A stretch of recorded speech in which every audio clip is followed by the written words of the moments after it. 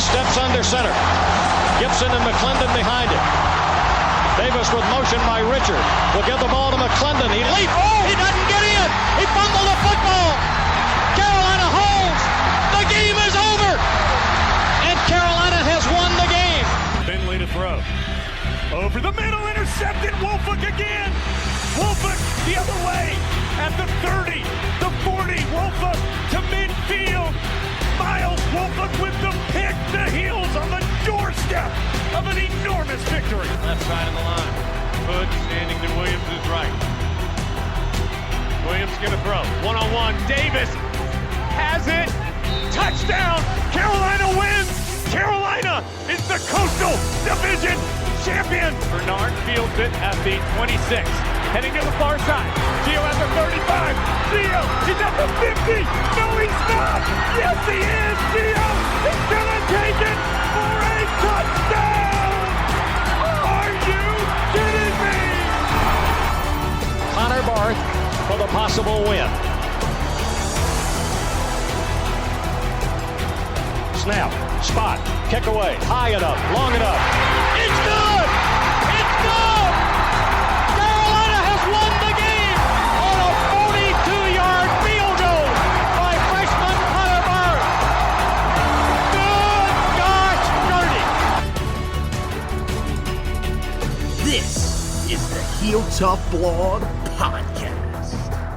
Hey guys, and welcome in to another edition of the Heel Tough Blog Podcast.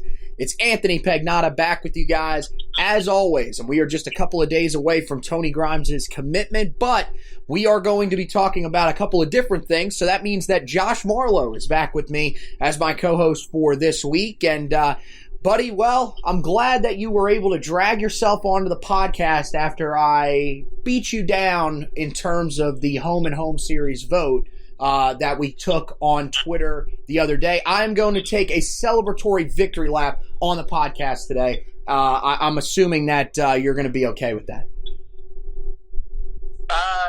You rigged it from the beginning. Here we go. I'm surprised that you did win. And you wrote the article first, so you took all the good picks and didn't want to duplicate that. But sure. I did drag my ass out of the bed after you beat my ass. And now we're here to talk about the teams that we selected and why we think we should play those teams, if ever possible, in the coming future. Yeah, so we did a thing. This was an idea that came to us a couple of weeks ago, and we thought it'd be pretty cool. Again, it's just, there's no thing suggesting that we're going to end up actually playing these schools, but there had been some talk earlier in the offseason when we were really in the quarantine stage, probably about middle of the first month where people were really just getting that bored, where they started throwing out, who would you like to see Carolina play in a home and home? And I think, the majority of the answers that came back, Texas was a very big one. Tennessee was one that I saw on there a lot. But there were a lot of other ones that were thrown out there. So we decided to go conference by conference and pick the teams, a team from each conference that we thought we would like to see the Tar Heels play. Of course, we did only Power 5 conferences. And even though we played Wake this past year at a conference, we did not do the ACC. We're not doing that. Notre Dame was another one that was brought up by somebody. But remember that the ACC kind of has the tie-in with them where you're supposed to play Notre Dame about every 5 years with how the thing's set up. Of course, that's not always how it works. It just depends on, I think it's like a random draw or something. So Carolina could play them a little bit sooner than maybe they expect sometimes. But we went through each conference. I feel like, for both of us, the easiest one was the Big 12. There was we couldn't agree with each other. So you saying that I took all the best teams, that's the dumbest argument that I've ever heard, considering that we literally picked Texas in the Big 12. But whatever. But I think that was the most obvious one.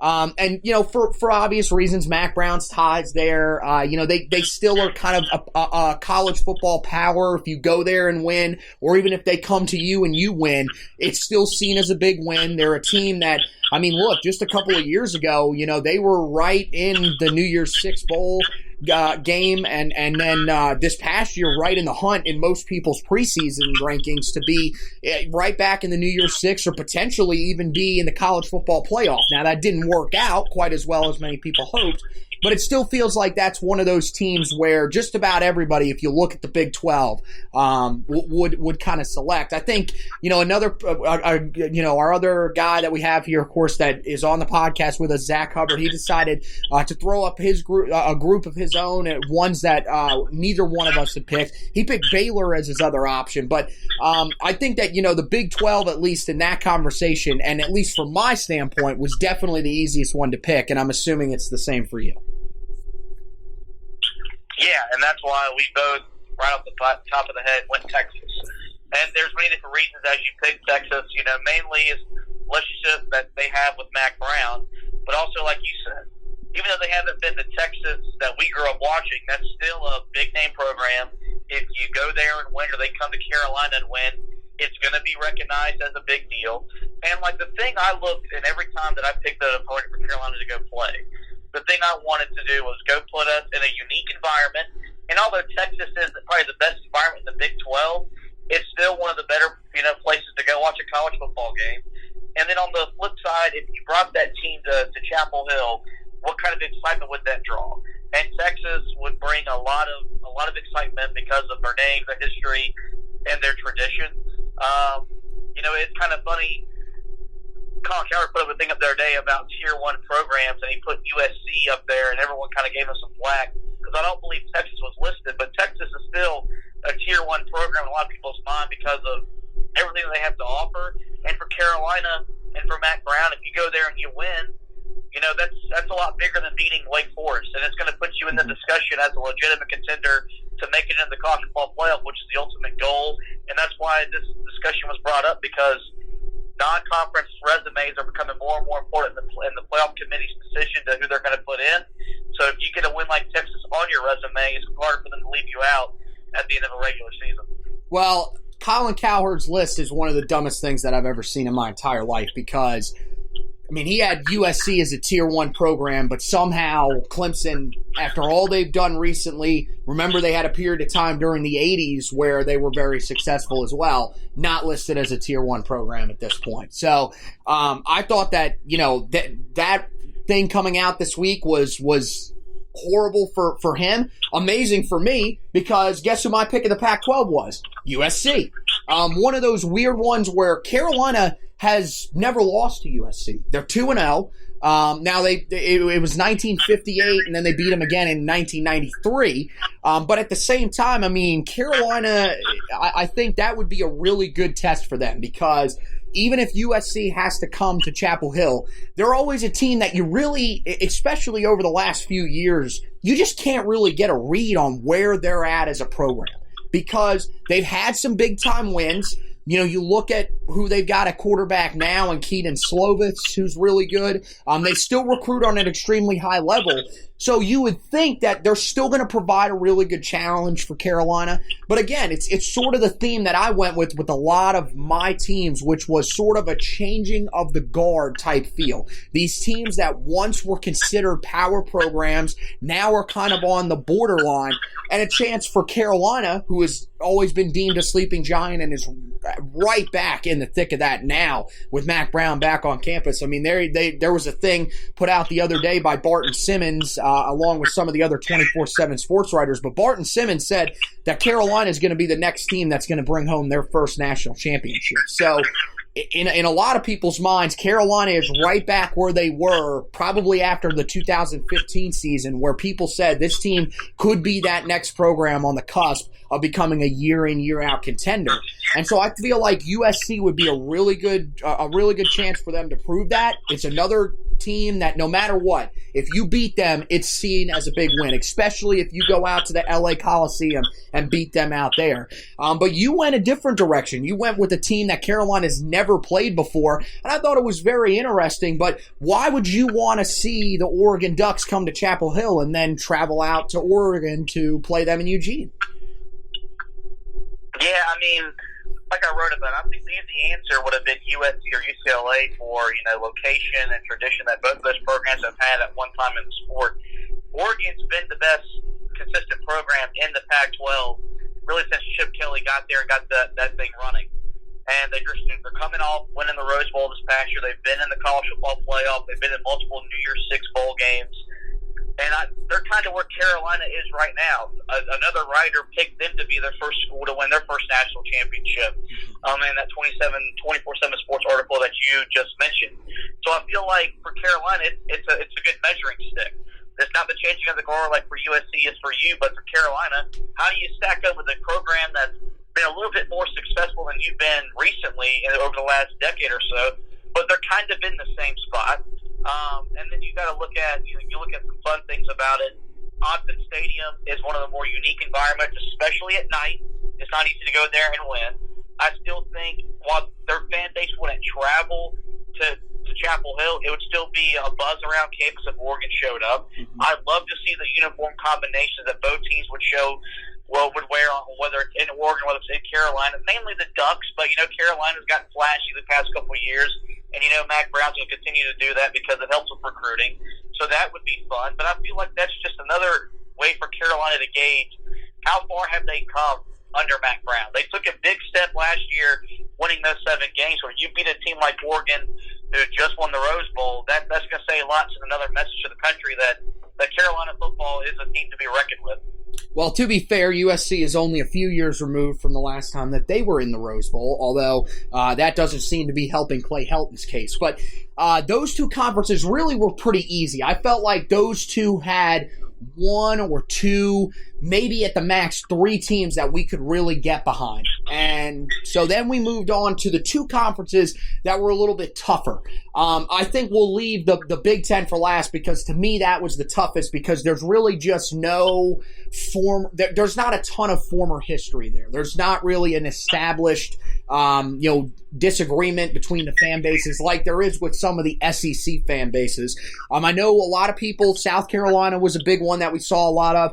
I think for me, that's one that I would like to see become an every other year matchup at some point in the near future. I don't mind the fact that it's in Charlotte, too. I like the neutral site. I feel like, this past year when we were there, you got to remember that was Mack Brown's first game. This team's coming off a 2-9 season. So while the buzz was there, I just don't think that a lot of Carolina fans in their mind thought, okay, this team's going to come out against a Power 5 opponent and win this game to begin. So I honestly think that's part of the reason why there weren't a ton of Tar Heel fans there.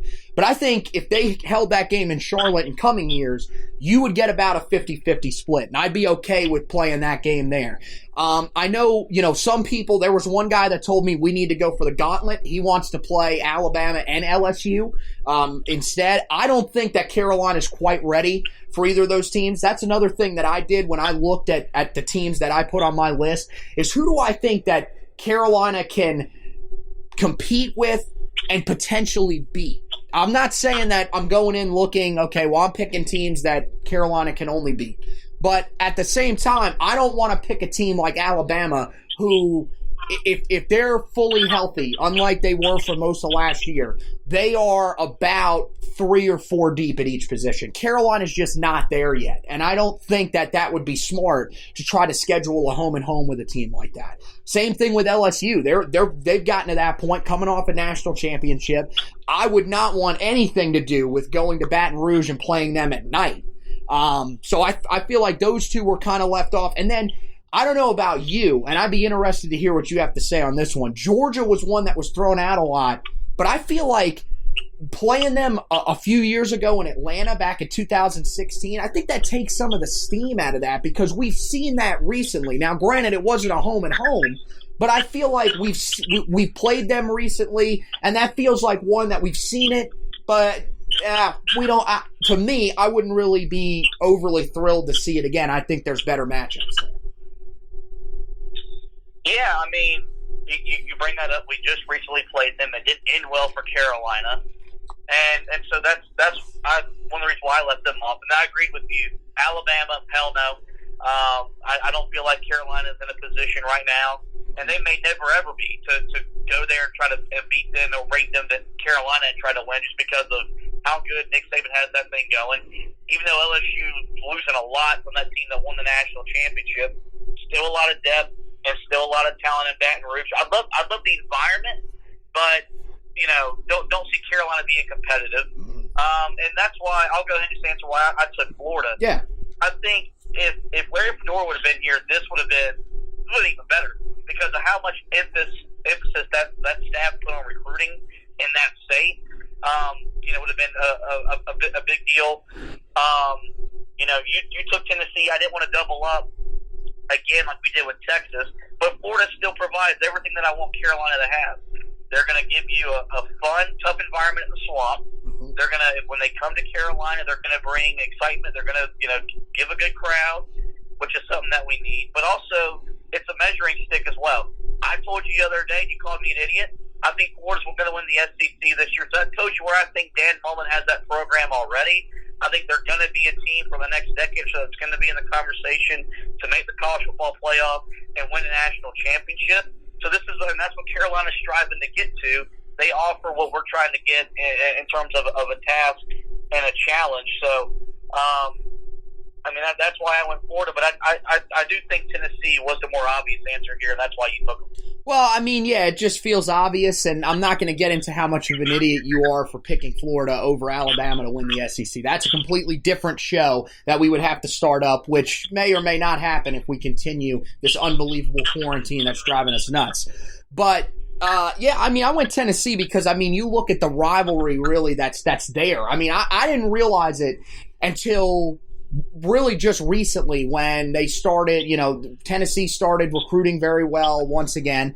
And you start to see these fan bases interacting with each other. And the Tar Heel and Volunteer fan bases really have some disdain for each other. Now, it's been a long time since they've played each other. One of the reasons that Tar Heel fans really are, kind of angry at Tennessee is the fact that we were supposed to have a home-and-home with them. I think it was back in the early part of this past decade, and they ended up canceling. That was one that I think would have helped both schools at the time. I know Tennessee isn't quite where they've hoped to be for a while now. The expectations there are really college football playoff, national championship contention, or not satisfied. A little bit different at Carolina, but it still feels like there's a lot of tension there. And in terms of recruiting, I think it'd be huge for both teams because Tennessee has really recruited the state of North Carolina very well in recent years. I think outside of probably Clemson, they're probably this team out of state that I think's recruited this state the best for a while now. And Carolina is going to have a lot of good in-state battles going on in coming years with them, because, we've seen it. Mack Brown said that he wants to build a fence around the state of North Carolina. And Tennessee will be one of those teams that you're going to have to compete with for a while, especially if they keep building on the hype that they were able to start this past season. I think Jeremy Pruitt's ultimately the right guy there. And that's another thing that I find interesting with this is that, we kind of had to take a little bit of a different approach to it. Most of these were thinking in our minds, okay, Mack Brown is going to be the coach. But at the same time, you also wanted to pick teams because it's home and homes and we know how they work where you schedule them way down the line. In case we have a different head coach, could be Jay Bateman, could be another younger coach.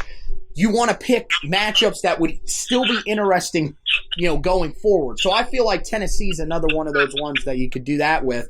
But the SEC was phenomenal. I think there are a lot of really good ones. I think like Mississippi State would be very interesting, going to Starksville and playing there, a team that's kind of been right around the same area where Carolina's at for a while. I wouldn't quite classify them as a sleeping giant, but a team that people want to turn on their television and watch just about every Saturday because there's an interesting enough storylines there. I personally love Ole Miss. I love when the Rebels are good because I love Vaught Hemingway Stadium. The environment there when they're good is very good, and it's very tough and would provide a nice test. But there's so many great options in the SEC. But yeah, ultimately we go with Tennessee and Florida, who I wanted to mention. Carolina has a winning record against 7-2-1. One of those weird ones where Carolina really has dominated that all-time series. So that one might actually end up working out well for us.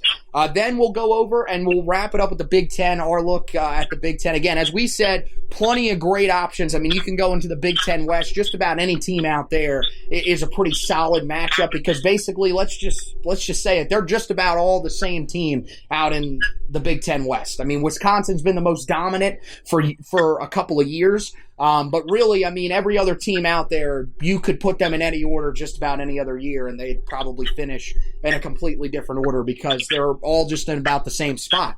Nebraska's one that you mentioned. Interesting history. Still a tough place to go. Another one of those ones where because of their program history, if you win there, it's seen as a big win.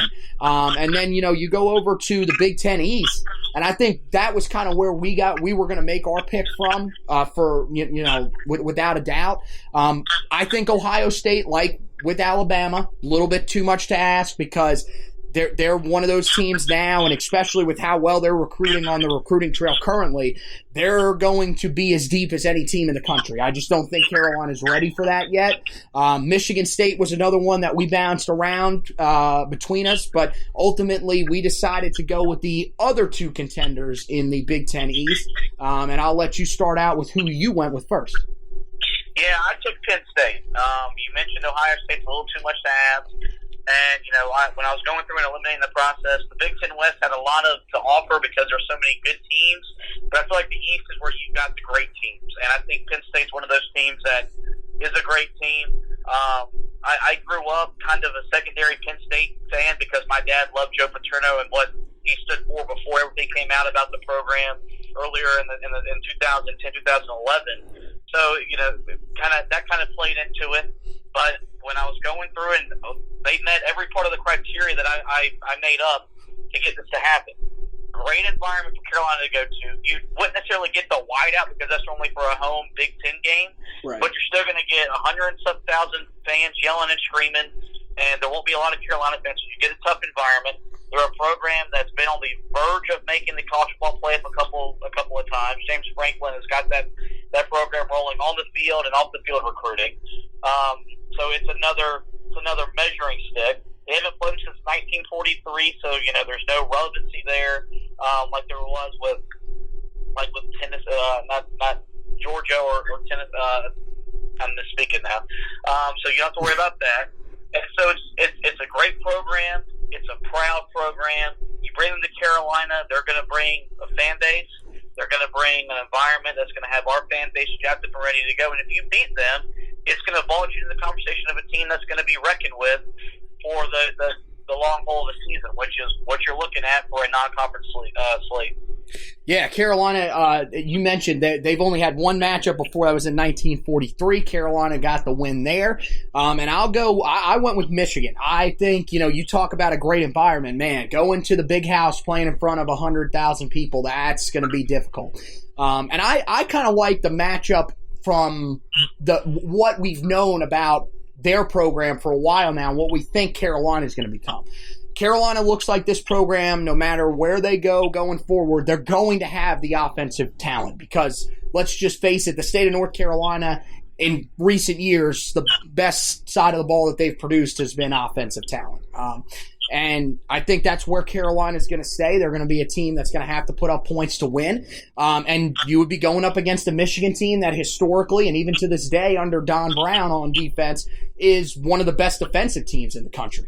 I think that it would be interesting where the direction of Michigan is because, again, we don't know anything about what's going to happen there. That's one of the weirdest situations in the country with the fact that they win in 9-10 games a year and they are dying to get Jim Harbaugh out of there. But it's still a game that's seen as a big win. I'm not going to say it's quite a changing of the guard because I don't think Michigan is in quite the same spot as a Texas, as a USC, as a Tennessee, where people are always asking, well, are they back?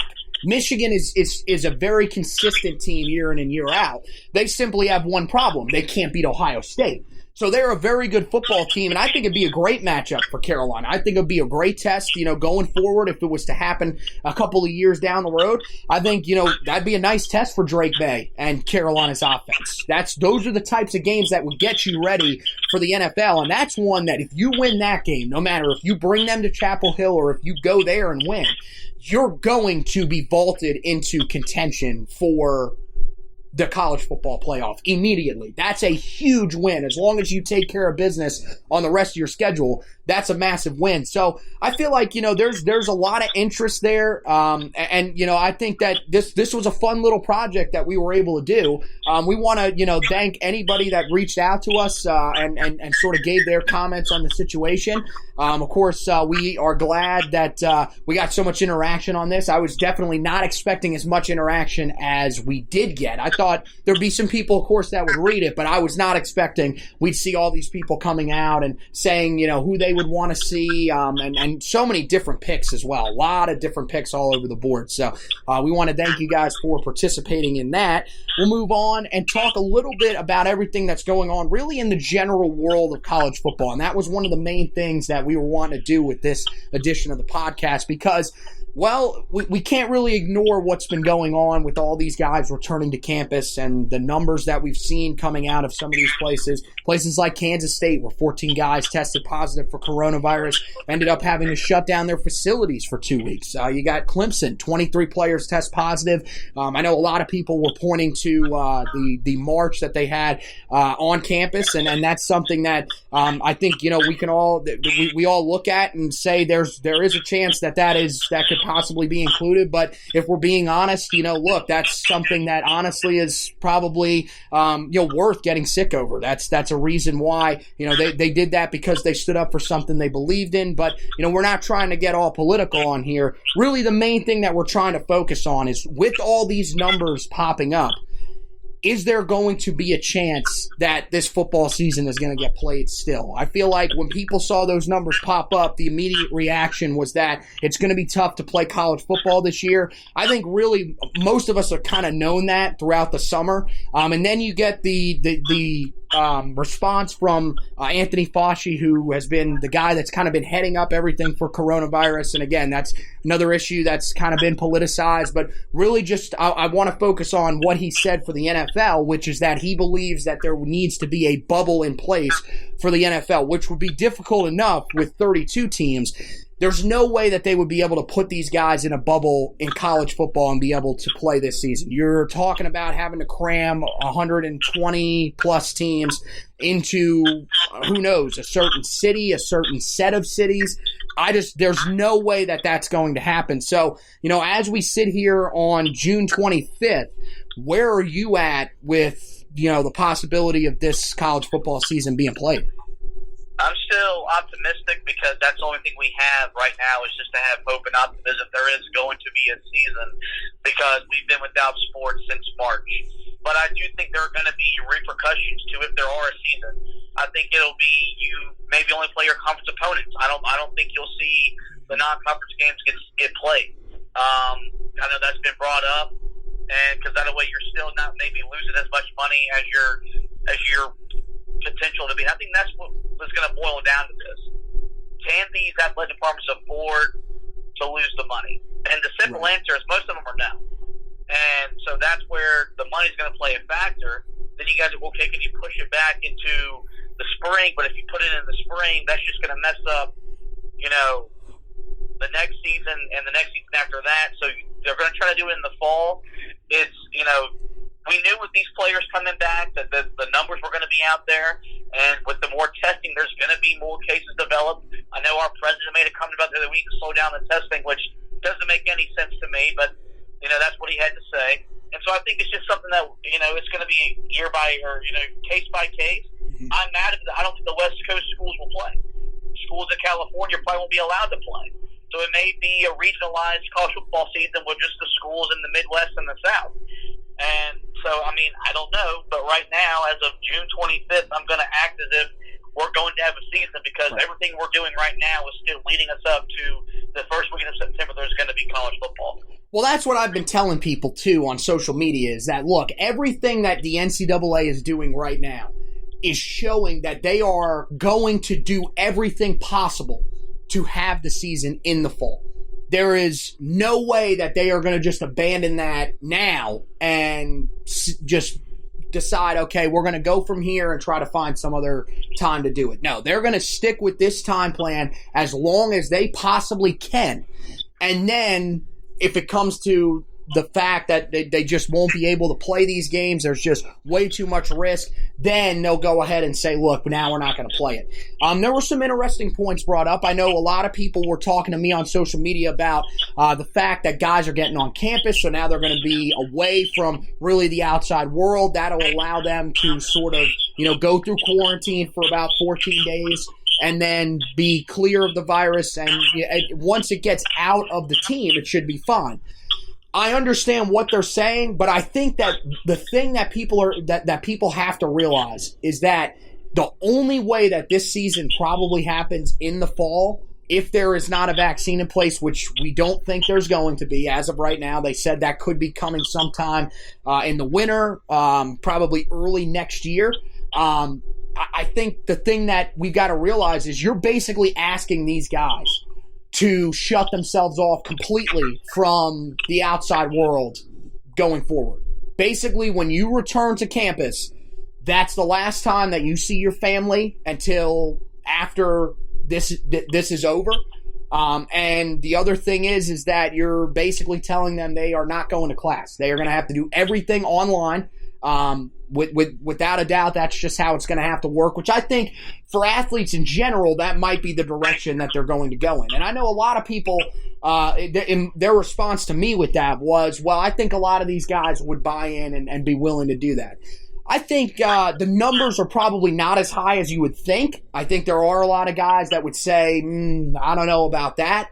The biggest concern for me with that is freshmen, though. I think that, you're going to have these guys, they're all taking online classes, so there's no in-person interaction with teachers, which is tough. I took online classes when I was in high school and in college, and it's not easy. It's difficult, to say the least, because you don't have a professor in front of you. You got, granted, now they've got Zoom and stuff like that. But at the same time, I still don't think that's quite the same as being there in person with somebody. And then telling these freshmen, these guys that are going through what is normally, probably one of the most difficult points in anybody's life, because you're basically independent for the first time in your life.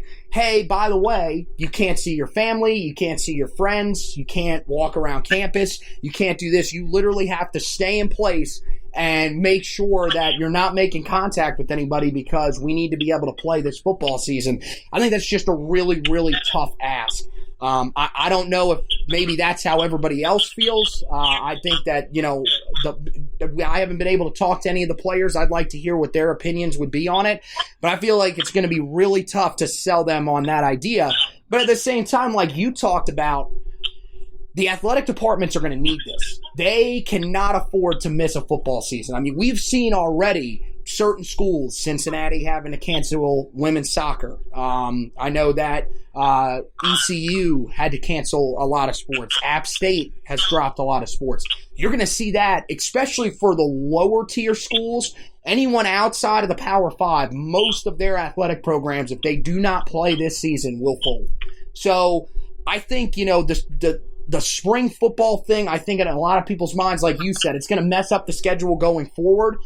In all honesty, what they probably have to do is you would probably have to play the guys in the spring.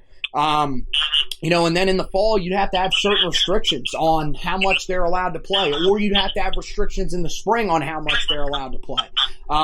For guys that would end up, which ultimately there probably will be some states that will go the route of trying to have a high school football season in the spring. If guys choose to stay for that instead of early enrolling, they would be automatically redshirted for next year. You can't play them at all. I think there are definitely some consequences. But at the same time, I think we can both agree that if football is not played, a lot of these athletic departments are going to be in a lot of trouble.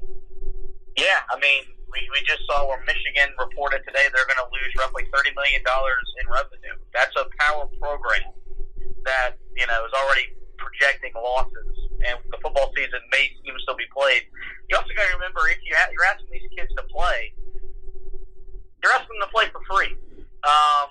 And I think that might be a part where this is going to get brought about patients and athletes. Right. If they were getting paid, I think it's different because technically that's their job, like it is for an NFL or an NBA, MLB player. But we've even seen professional players come out and said it's not worth the risk of me playing. But you're going to ask college kids to do it, and they're not getting paid or anything. So I think that's going to show up. Right, and don't give me the scholarship crap either. That's the dumbest argument that I've ever heard. You're getting a scholarship to go to school and advance your education. You're not getting paid. There's a huge difference in that. And people want to say, well, I didn't have my education paid for. Well, I mean, what are we going to do? Are we really going to kind of vilify these kids for being good enough to get their education for free through a school because they're that good on the athletic field? So we're basically going to tell them, hey, we're not paying you anything, but you need to get out there or else we're going to kick you off the team. I mean, that's going to turn a lot of not only players against the NCAA. I fully think that if that happens, you're going to see coaches turn against them. You're going to see athletic directors turn against them. And I think at that point, that would be the end of the NCAA. I don't know if that's what you would see from the situation, but I think there's no way the NCAA could survive that. Yeah, no, I think at one point or another, the NCAA is going to fold because there's just a lot of hypocrisy and there's just a lot of bad leadership up there. But if they go that route, that's the end. You might as well just blow up like they blew up the Death Star back in Star Wars in the 80s. So there's just so much that's going to go into this decision if they decide to play that, we just don't know. That's why I'm still optimistic we're going to have a season. It's not like when they canceled everything back in March. They had no idea. When the coronavirus started, we didn't know how to handle it. We didn't have testing. We didn't have nothing. We just had to cancel everything to go home for 3 months. Well, we've been home, and now we're getting more answers to where there's a pathway to play. It's just what are all going to be the precautions and protocols to play, and is it worth it? Is people going to listen to stuff like that so we can have sports? Right. Yeah, and I mean that's all we can really do at this point is just kind of roll with the punches. We'll find out more information as we get closer. But yeah, I mean we're gonna basically, what we're doing here on the blog and on the podcast, we're preparing as if the season is going to be played in the fall. I've already started writing the position previews as if they're going to play. So. That's how we're going to roll with it. I'm with you. Optimism is the best medicine at this point because I just don't think that there's anything else that we can really do. There's no need to get worked up and say, okay, there's definitely no chance that this is going to happen because, well, we frankly just don't know. But at the same time, you got to go in knowing that, there is a chance that, maybe there are sports. I think there probably will be some form of sports that will be played on college campuses in the fall. The question is it going to be football, a sport that's as full contact as it gets? You got guys that are extremely close to each other. I mean, offensive, defensive linemen breathing in each other's faces in the trenches.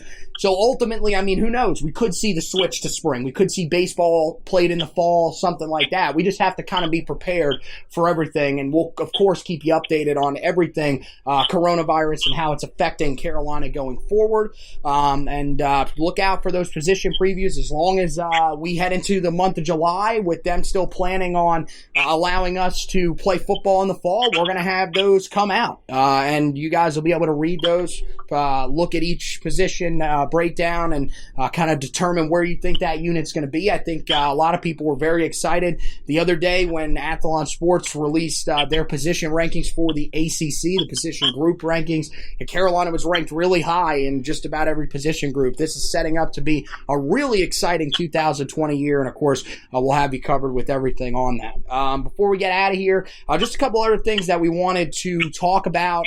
First of all, we did want to mention that John Swofford is he's going to step down after 2021. He announced that today, that this will be his final full year as the ACC commissioner. So I think that's something that caught a lot of people's attention. Of course, a former Tar Heel guy that has had sort of a a mixed reaction in terms of what people think of his career in the ACC. Some people really love what he's done for the conference, others not so much. So he'll be stepping down. We'll be having a new ACC commissioner here sometime in the near future. So, of course, we'll keep an eye out on that in case there is a former Tar Heel that ends up getting that job once again. But the last thing that I wanted to talk about, and I'm going to get Josh's opinion really quickly on this because, of course, we're going to have you covered either way, no matter if Tony Grimes comes to Carolina or not. We wanted to talk about his commitment just a little bit. That is coming up in the middle of next week. It's going to be on Tuesday, June 30th. He, of course, moved his decision up last week,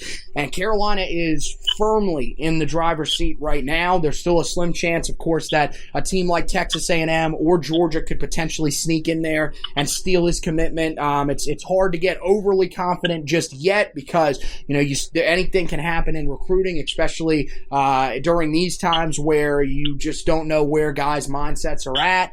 Coaches all they're allowed to do is really contact guys over the phone and stuff like that. So you just really don't know until these guys officially commit where they're going to go. But Carolina seems like they are the favorite, heavy favorite on 24/7 Sports. I believe now they've actually got 100% of the crystal ball predictions for them. And all of a sudden now on Rivals, after they originally were very strong on Georgia after he moved his announcement up, they've all of a sudden now kind of adjusted and they've said, okay, no, we believe Carolina is where he's going to go as well. But the thing I wanted to ask you before we head out here, this would be a major recruiting addition for Carolina. This guy is a 5-star player, top 10 in the composite rankings in the class. Both Rivals and 24/7 Sports have him as the number 1 cornerback in the class. So, how big of a deal do you think this is really just for the program overall if they're able to land the guy that would be their second biggest recruit all time in the modern recruiting era outside of Marvin Austin? I mean, you said it right there. 5-star player, top 10 player in the country, number 1 corner at his position. That's big time. That's what I've talked all about whenever Mack Brown came back. This is the kind of recruiting we're going to get into. And if you land his commitment and, with the decision of him moving up from the end of the year to the middle of the year kind of leans that he's coming to Carolina, then it just kind of further announces that Carolina is a force to be reckoned with nationally recruiting, which is something that would be exciting for us. Our fan base has gotten really involved on the social media fronts with the recruiting. And so, it would be a big deal. There's no denying that. I'm not a recruiting guy. You know that. Everyone knows that. But, he put on a Tar Heel hat and says come to Carolina. We're pretty damn excited about it because he's going to help us win football games, and that's what we're trying to do at the end of the day. So, hopefully, it goes our way. But if not, we'll wish him the best of luck. We'll probably see him down the road. But nonetheless, this next Tuesday is going to be a big deal for Carolina football off the field, which is always fun. And we're going to have you covered with everything the day of for Tony Grimes. We're going to be locked in on June 30th. From the moment that we wake up to the moment that we go to sleep, we'll be talking Tony Grimes that day. Of course, we'll have the commitment article for you. Make sure that you keep an eye on the website because the minute that he commits, we'll have that article ready to go for you so that you guys can go ahead, get the read in there, learn a little bit about Tony and what he's going to bring to the table if he commits to Carolina. If not, we'll also have an article written up for that about where Carolina will go from there, how they're able to sort of sustain the loss of a 5-star guy that they thought they had in the bag. But either way, we're going to be prepared, and we'll have you covered on HeelToughBlog.com, and then we'll turn around.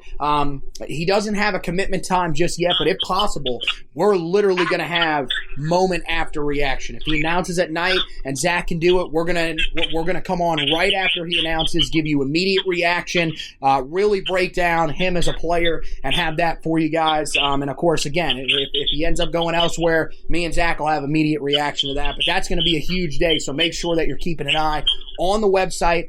Also, keep an eye on all of the social media pages because we'll be talking about them all day that day.